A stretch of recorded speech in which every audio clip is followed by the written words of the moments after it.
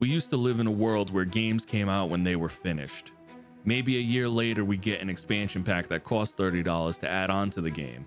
Those expansion packs were practically a whole new game. This is not that world. I've been having more fun playing Skate than I've had in a long time gaming. And season 1 finally dropped, and I guess they delivered on their promises, but it feels kind of underwhelming. We did get new skatable areas, new challenges, seasonal events coming, brand partners, yes, cosmetics, yes, new tracks to the soundtrack that I can't even listen to anyway because streamer mode's enabled, and some bug fixes and quality of life updates. But the skatable areas kind of let me down. Now, the first thing you're gonna notice is the lighting change. I do like it, but them changing the lighting made me realize that I didn't really care about the lighting in the first place.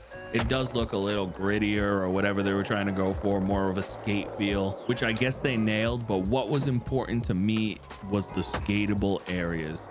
We got 4 of them, and all 4 of them kind of left me underwhelmed. Our first new skatable area is what used to be the sphere. Remember the sphere? We used to like power slide around and launch off it and see if we could land a cool gap.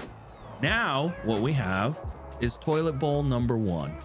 Basically, you run all the way up to the top and then you can just kind of go down it. I mean, kind of cool. You know, there's little places where they forgot to put boards that you can trick over. You can grind the inside, I believe. I manualed it all the way down this time, which I mean was fun once. I'm sure somebody way more creative than me is gonna come up with a cool gap that we can all copy and try to do with this particular ramp. I tried one, couldn't get myself to land on this from jumping off a building, but I didn't try for too long. I mean, it's okay. It's not anything to write home about. It's just, you know, okay. You added a slide basically to the sphere. Not exactly what I was hoping for in a new skatable area. Our next new skatable area is toilet bowl number 2. You thought 1 toilet bowl ramp was enough? No. Skate's gonna give you 2. So you gotta get on top of this building with the fast travel, spread eagle your way over there, run up this ramp again, and then drop in on toilet bowl number 2. This one looks a little less grindable, maybe more potential for cool gaps jumping off the side. Haven't really tried it yet, but just taking it at face value, just another go around in a circle. But this one has a ramp at the end of it that takes you right over here. Again, probably some great potential for cool gaps off of those ramps. I'm not the creative one to do that, but taking it at face value, a little underwhelmed. Our third spot is this ramp setup that they put on the river near the bridge. Some people are calling this a mega ramp.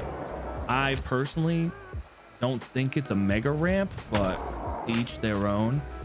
This spot's like just okay, you know, there's not much replayability. You can create a line out of it. I'm sure people were already doing thread the needle gaps here through the railing.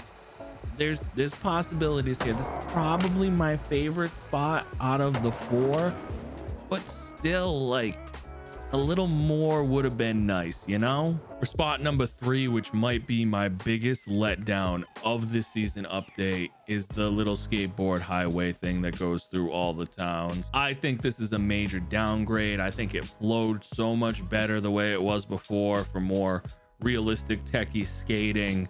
It feels like they found a dev who had a fetish for roll-in ramps and just put them everywhere.